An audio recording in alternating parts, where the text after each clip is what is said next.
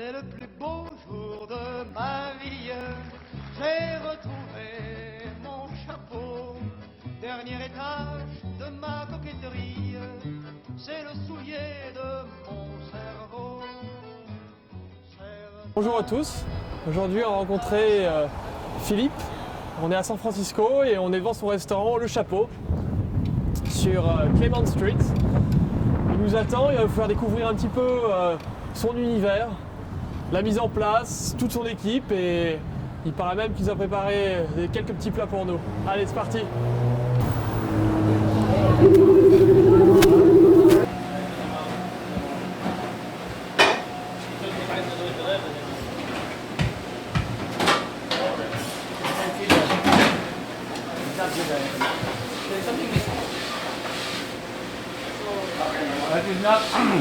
Linear. We'll get two. Hold on.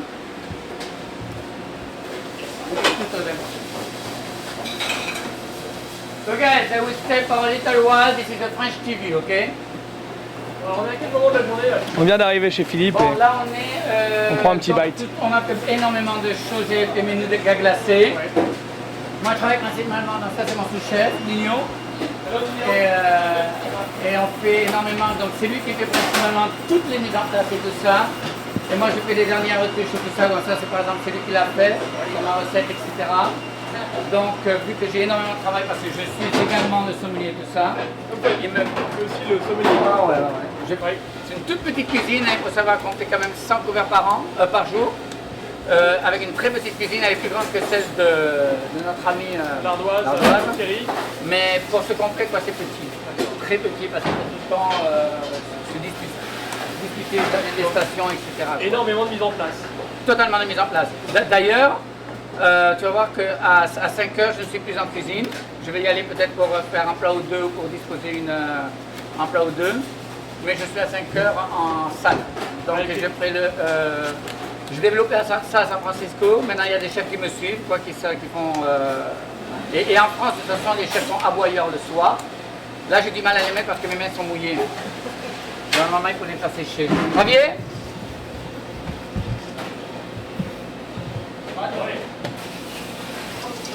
Donc, normalement, il faut les faire sécher. Et on a un meilleur résultat. Donc, ça, c'est très très simple. C'est un sirop simple. C'est un sirop simple qu'on va... il faut à peine les mouiller pour ne pas qu'elles collent entre elles. Les travailler très très bien pour ne pas qu'elles se cassent. La journée dure combien de temps? Ta journée type à peu près c'est quoi? 10 h du matin, alors j'écris un livre. Donc je passe à peu près 1 heure, 1 heure et demie sur mon livre tous les jours. Livre de cuisine? Non, les deux. Mais le livre de cuisine, il ne va pas sortir. Ah. Parce que c'est mon fils, il veut faire la cuisine maintenant. Ouais. Et donc je vais lui transmettre mes petits secrets que j'ai eus. Et donc je ne veux pas faire elle est trop compliquée. Ce serait trop compliqué, je ne sais pas faire les choses simples. Et donc je pense que pour la simple ménagère, ça serait trop difficile. Ça fera même peur. Et je ne sais pas simplifier les choses. Mais je lis 2 livres, j'ai absolument besoin de commencer ma journée avec ça parce que je travaille 7 sur 7. Vous écrivez? Que j'écris. Et un livre, une fiction sur le XVIIIe siècle en France, à Paris. Rien à voir avec la cuisine? Rien à voir.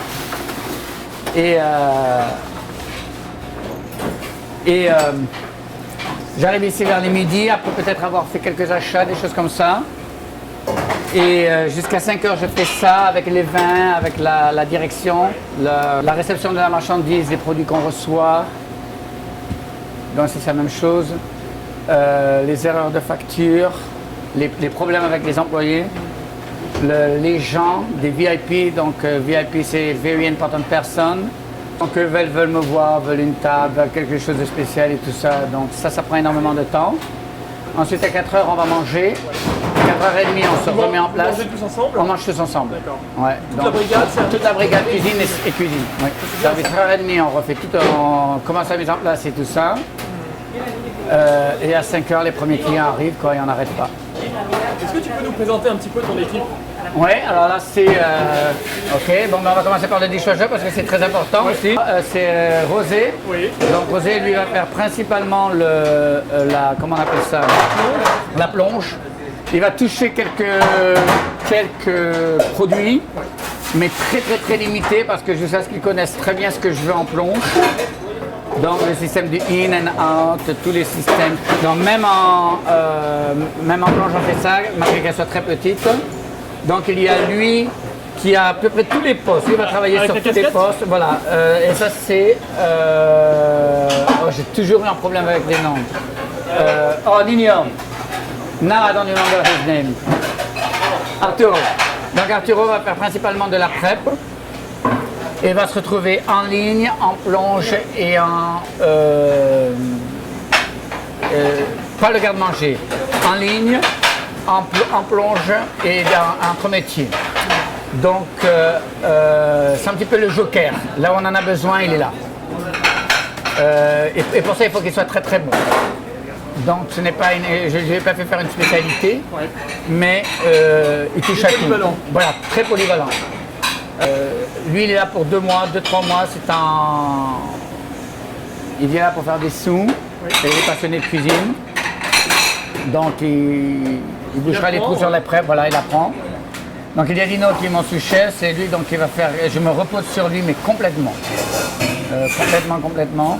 Ravier, lui, c'est mon assistant. Avec c'est mal rasé, moi, la casquette. Donc, lui, il connaîtra tous mes arrière-mouvements. Ravier. Very fast over there. Take the spatula. You have to be over there. Remember, it's white now.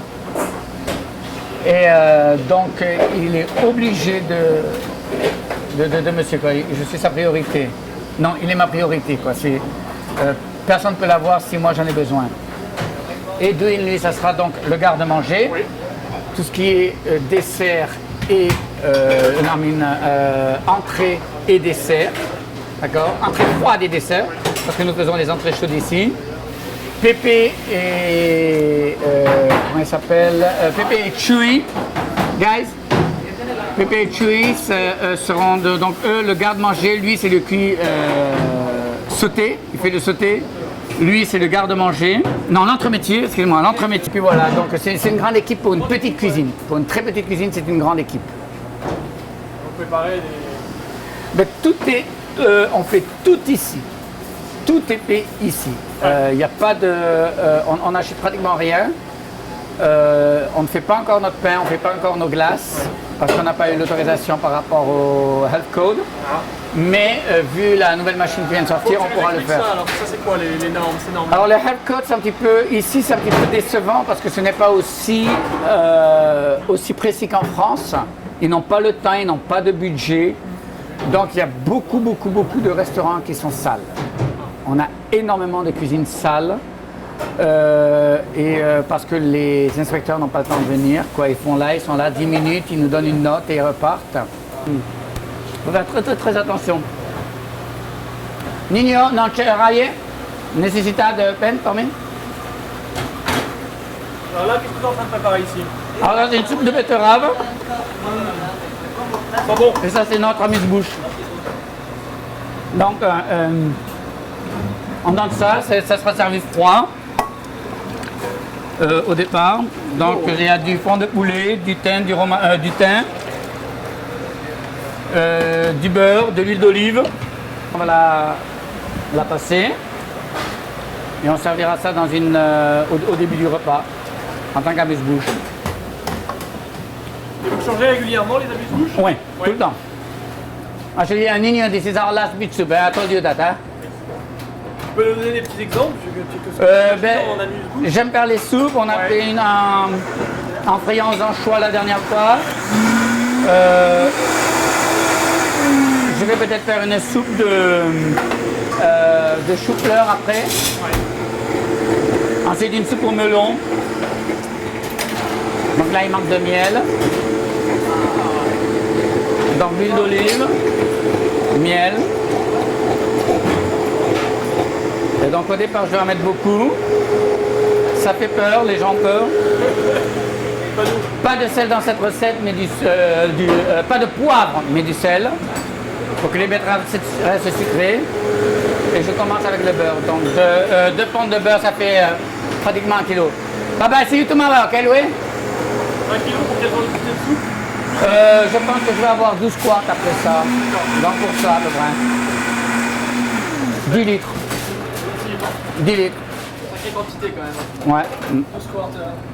Ça va durer à peu près 2 jours. Donc là, je travaille énormément la couleur. Superbe. Ça a le caractère d'envelouté, la consistance d'envelouté, sans avoir de la crème fraîche, parce que le velouté aura de la crème dedans. Si je ne fais pas d'erreur. À savoir que je suis un autodidacte, ok? Donc il y a... Ça reste plus le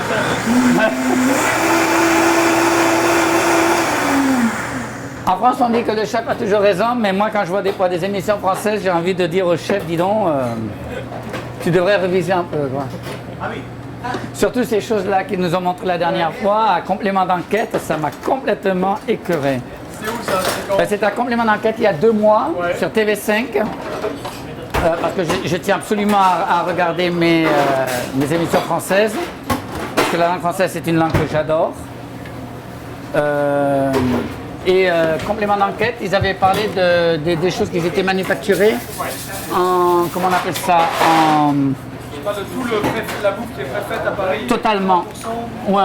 70% de restaurants, c'est lamentable. Surtout quand j'ai vu un chef, quand j'ai entendu un chef et les vues qui présentait un bœuf bourguignon et qui disait qu'il ne pouvait pas mieux faire que ça. Il n'est pas dans son métier, il n'est pas là où il faudrait qu'il soit. Non, mais c'est vachement important parce que je veux dire, il y a quand même un respect. Il y a mon fils qui parlait dans une lettre qu'il m'a écrit d'un respect de soi. Il dit j'ai réussi à avoir le respect de moi-même parce qu'on l'a envoyé dans une école un petit peu de redressement pendant 1 an. Et il a compris qu'il avait fait des conneries et il dit maintenant je me respecte.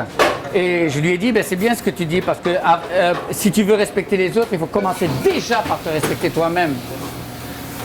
Et ce chef-là, pour moi, il ne se respecte pas, quoi. Quand il fait ça, pour moi, c'est dommage que ce ne soit pas une émission en direct, parce que j'aurais téléphoné. Je trouve que c'est aberrant. C'est important pour toi cette notion de respect du client? Alors, c'est vachement important. Très, très, très important que chacun, malgré que ce soit petit, ait sa station, se lave les mains, les ongles blancs. Le respect, pour moi, la propreté, c'est numéro 1. Là, j'ai ma cuillère ici, je ne vais pas, elle n'est pas dans ma poche, je ne vais pas d'aborder. Et ils savent, et ils se font engueuler. Et c'est la première des choses qu'il faut que je leur apprenne d'ailleurs, arriver ici. Can I get a red spatula, please? Thank you. Et c'est la première des choses que je leur apprends, quoi. C'est l'hygiène, la propreté, thank you, Nino. Le respect en soi. C'est bon, hein. Donc là maintenant on a une couleur que j'aime bien, un petit peu rouge à lèvres. Superbe. Donc là elle est trop sucrée et le sel va bien. Donc en la continuant je ne vais pas rajouter de miel. D'accord? Si vous voulez goûter. Donc tu vois le geste est toujours le même. Il est là et tout le temps il... Alors moi je goûte, excuse-moi, à chaque fois que je goûte, je suis sûr qu'il n'y en ait pas beaucoup parce que je goûte toute la journée, donc je serai... bien équilibré, voilà. Et là j'en ai encore la moitié, donc ça sera bien. Et mais après, moi je pense que si le client vient manger, je considère les chefs un peu comme des artisans. Nous sommes non seulement des artisans, mais on est également des artistes. Un artisan est un artiste, quelque part. Moi, ma première passion, c'est l'écriture. Je fais ça parce qu'il faut vivre. Et j'ai jamais essayé d'être publié. J'ai toujours eu la peur de me confronter à une maison d'édition. Pourquoi cette peur? Pardon? La peur des critiques? Ouais, non, pas peur des critiques, parce qu'au contraire, je suis très, très, très avenant des critiques. Voilà. Mais je ne sais pas pourquoi. Un manque de confiance. C'est plus un manque de confiance qui me crée... je crois que c'est plus un manque de confiance que la peur du critique, parce que je suis... encore une fois, je suis toujours exposé aux critiques avec les clients. Ma soupe plaît à l'un ne plaît pas à l'autre. Mais c'est très subjectif. donc je suis tout le temps exposé aux critiques. Mais le manque de confiance, et pourtant je pense que j'écris bien. Celui-là, je vais l'envoyer de toute façon. Celui-là, c'est un travail que je fais depuis plus d'un an. C'est un livre que j'écris depuis plus d'un an qui va continuer pendant 2 ans. Encore, il y a encore 2 ans de travail. Et je pense que je vais y arriver encore. C'est une fiction historique, c'est quoi comme, Fiction historique, oui, c'est parti d'un tout petit délire et puis c'est bien quoi. Tu peux nous expliquer en quelques mots C'est l'histoire malheureusement d'une petite fille qui meurt dans un tout petit village arriéré, quoi, en 8 mots dans un arrière-pays. Et elle a 10 ans, enfin elle a moins de 10 ans. C'est ma nièce, donc la fille du boucher. C'est énormément, il y a beaucoup de morts là-dedans. C'est un village qui n'existe plus d'ailleurs. Donc elle hante un petit peu le village. Et il y a une Parisienne qui vient avec sa fille et qui ressemble comme 2 gouttes de sang à la femme du boucher, et sa fille ressemble comme 2 gouttes de sang à la fille du boucher. Et là elle est invitée donc au domaine et elle décrit Paris. On est en 1902, donc la date où s'achève le livre. Et donc elle parle de la construction de la Tour Eiffel. Donc il y a énormément de recherches historiques. Heureusement qu'on a l'Internet. Donc je passe mes nuits à faire ça. Donc les cernes sous les yeux, ça vient de mon livre. Et donc la première partie, c'est 1854, la date de ma naissance, jusqu'à 1902, la date de ma mort. La deuxième partie du livre, c'est tout en vers, donc il y a 2000 alexandrins, très riches, qui eux, c'est la dernière heure de ma mort. Donc je revis tout mon passé en 2000 vers. 2000 vers, c'est pas mal. Ouais. Et le troisième livre, que je vais attaquer l'année prochaine, je vais se donner 1 an pour chaque livre, voilà. Ça sera une parodie. Et si ça se passait maintenant? Donc, à savoir que le téléphone, par exemple, est français, le carton est français, etc. Donc, ils travaillent dans une usine de carton, etc. Et je fais une parodie, si ça existait maintenant, quoi, ça pourrait pas se faire. Donc, les 2 premiers sont très durs, mais le troisième est humoristique. Et c'est un monologue, donc le deuxième, en 2000 vers, c'est un monologue qui fera pratiquement vendre le premier et le second livre. Et c'est très beau projet. C'est un beau projet si je l'achète, parce que c'est toujours un petit peu le problème de beaucoup de choses qu'on entreprend, on ne les achève pas. Can I get the garbage, guys? On ne les achève pas. Et c'est ça, donc c'est pour ça que je m'efforce à commencer ma journée avec ça. Tout le temps, à écrire au début de ma journée. Can you get that out, please? Thank you.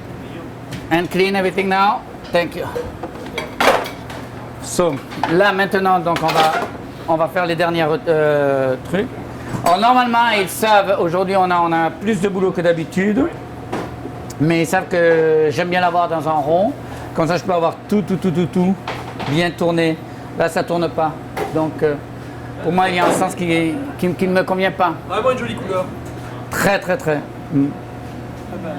C'est une soupe que j'adore, mais qui ne se vend pas. Les gens n'achètent pas la soupe de betterave, donc on la donne. On la fait en amuse-bouche pour leur faire goûter. Sympathique. Mais elle est bien, donc je vais rajouter un peu de sel. Camargue. Je préfère à celle de la Guérande, la Guérande, certains chefs la préfèrent. Beaucoup de chefs préfèrent celui de Guérande. Moi, je suis quand même, j'ai vécu en Camargue, donc je suis assez chauvin. Tu es originaire d'où? J'ai grandi en Corse. En Corse, ouais. En Provence et dans le sud, au sud de Toulouse. T'as connu que les bons endroits. Ah ouais. Comment t'as tombé amoureux? Ouais. C'est pas possible. Ah mais j'adore Paris, j'ai vécu 14 ans et je suis quand je suis à Paris, je suis heureux. Ouais. Mais si je suis en Provence, je ne veux plus partir. Quand je suis à Paris, je sais que je vais partir, mais en Provence, non. Tu penses que tu pourras retourner un jour en France? Peut-être. C'est pas dit. Tiens, vous goûtez? Ce n'est pas dit. Il est évident que... C'est bon. Elle est bonne, franchement.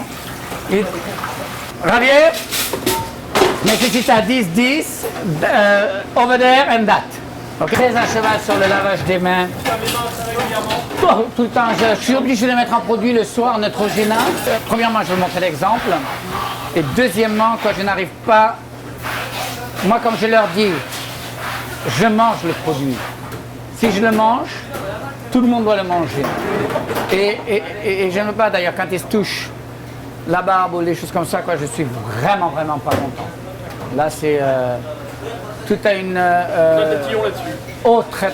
Là, je pense que c'est le numéro 1. Je pense que quand une personne arrive, elle sait quelque part travailler un petit peu, mais elle ne connaît pas l'hygiène. Ça c'est une chose qui me sidère tout le temps. No. Those one didn't go to the machine, you remember? They have to go to the machine, I know they didn't. Thank you. This one? Yeah, even this one. Non, c'est pour ça qu'ils qu'ils sont pas encore dans le... Ils peuvent pas toucher la foot tant qu'ils n'ont pas connu ça. Et ils essayent, ils croient que je vois pas, mais je sais, je suis obligé quoi, je lance un regard et je vois. Ils essayent de prendre des shortcuts. Voilà, des raccourcis. C'est humain. S'il n'y avait pas de policiers, quoi, qui s'arrêterait à tous les feux rouges. Voilà, hein, donc c'est humain. Donc c'est mon rôle, quoi. Je pense que c'est mon rôle de faire ça. This one in here, I think there is too much tomato paste, and you can see it. I know, but still, it doesn't go like that at the beginning, okay? Actually, I saw that yesterday, but I knew. Et ça, c'est une sauce, donc notre fond de veau. D'abord le fond de veau. Notre fond de veau est réduit continuellement pendant 5 jours. D'ailleurs, il y a la date ici. Il a été commencé le 22, on est le 24. Ininterrompu. Attends, hein, excuse-moi. Give me that. Et donc la date est là. Il va rester 5 jours. Donc on a ici notre fond de veau. Ensuite, on va faire le remouillage pour faire nos braisés, notre soupe à l'oignon. Le fond de veau, c'est des os de veau rôtis. Ça, ils le font plus en France, c'est à cause de la loi. Et ça, alors là, c'est aberrant. Very salty. Very salty. Yeah. C'est aberrant parce qu'il n'y a rien de plus sain que ça. C'est sale par rapport à ce que c'est, parce que c'est des fonds de veau rôtis au four pratiquement brûlés, c'est de l'eau, c'est un mirepoix, donc oignons, carottes, céleri, persil, thym, laurier, un peu de poivre, pas de sel, parce que vu qu'on c'est le iode des eaux carrément qui va donner le sel, donc il ne faut pas en rajouter. Ça va nous donner un fond de veau. On a ça au bout de 5 jours, d'accord? On met tout en glace là-dedans, hein, parce qu'on fait tout en... tiens, Nino, et on prend un truc au hasard. Can you give me anything with ice in there that you are chilling into the camera? Donc tout est... Je fais très attention aussi au chaud-froid, c'est-à-dire que ça prendra moins de 4 heures. Hein, la loi hygiène veut que ce soit fait en 4 heures. Moi, je veux que ça se fasse en un record. Hein, donc on chill tout. Donc je pense qu'il faudrait faire plus confiance aux restaurateurs qu'à une loi qui émane, voilà. Eux n'y connaissent rien. Il n'y a pas plus sain que ça. J'ai le restaurant depuis 15 ans, je n'ai pas eu un malade avec. D'accord? Et donc ça s'est réduit 5 jours, après ça sera passé au chinois. Super. De 5 jours de fond de veau réduit. Ouais. Je fais une sauce après qui dure encore 2 jours pour n'en avoir que, au fin, le résultat final n'est que de 8 quarts. Donc 2 fois 4 quarts. Yes, 8 quarts. Club quarts et tout ça. Avec cette grosse marmite qui dure 5 jours, j'ai 2 fois ça. Donc c'est réduit. Il n'y a aucun truc. Et ça, on a le droit de les faire aux États-Unis. En France, on n'a pas le droit, c'est énorme. Donc nous, on fait tous nos veaux. Il n'y a que le fond de légumes qu'on ne fait pas, parce qu'il est meilleur acheté. Donc c'est une poudre, quoi. C'est très très bon acheté. mais on fait notre fond de canard, notre fond de poulet, notre remouillage, notre fond d'agneau, notre fond de poisson. Tout. Tout. Tout vous-même. Tout. Ouais. Super. C'est énorme. Ah ouais. Garantie C'est du remouillage. Donc, what are you doing with that tree? Nino, what is it for?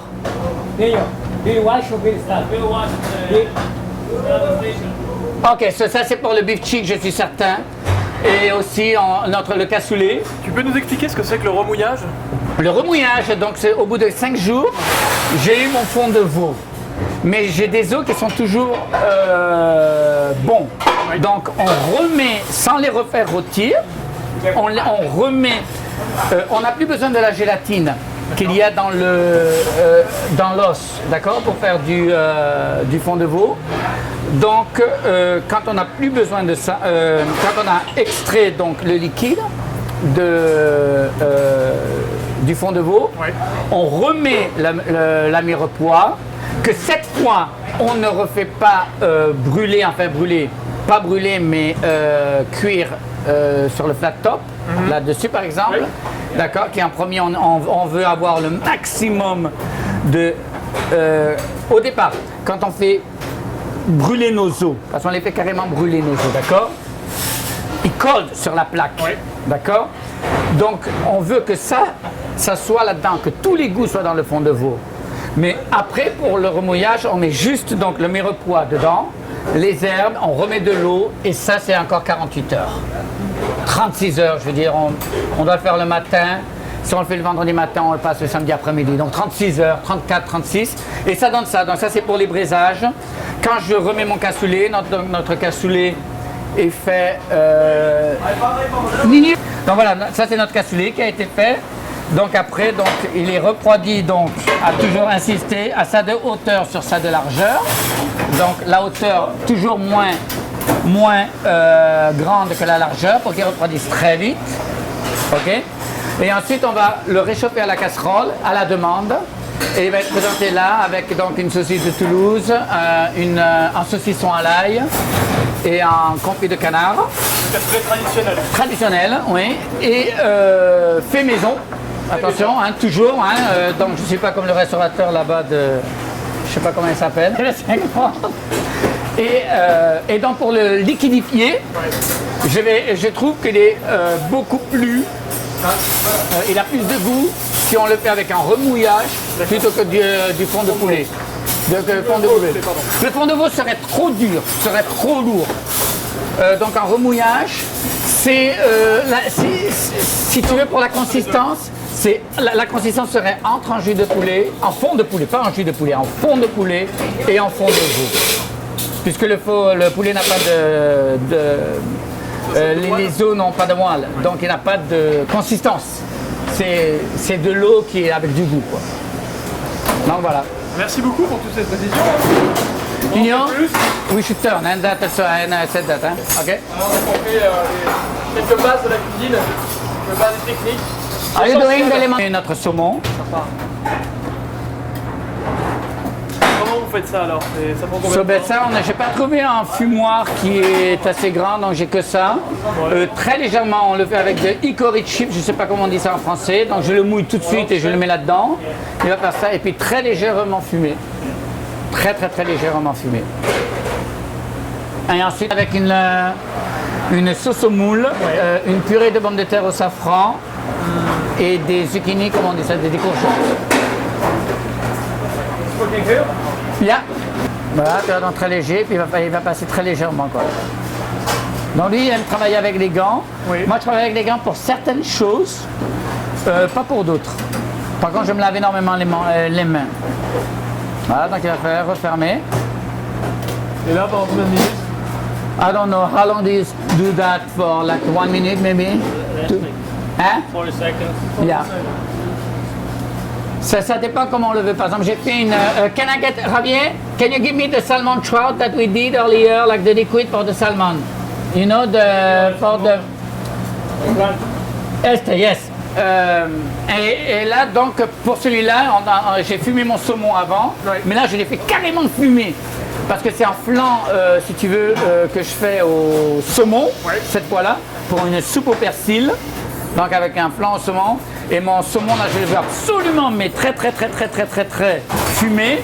Très, parce que, si tu veux, après ça, mélanger avec du lait et des œufs, parce que c'est finalement... Merci. C'est finalement un flan, tu vois. Ouais.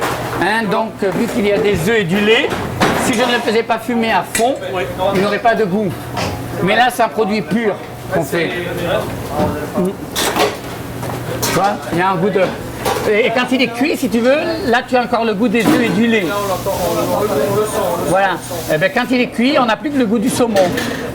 C'est comme une crème caramel. Hein? Quand tu au départ, l'appareil lui-même, il a le goût de lait, mais quand tu le... Donc on peut aller en salle. Nino, do I have to do anything else or not today? I'm done? Perfect.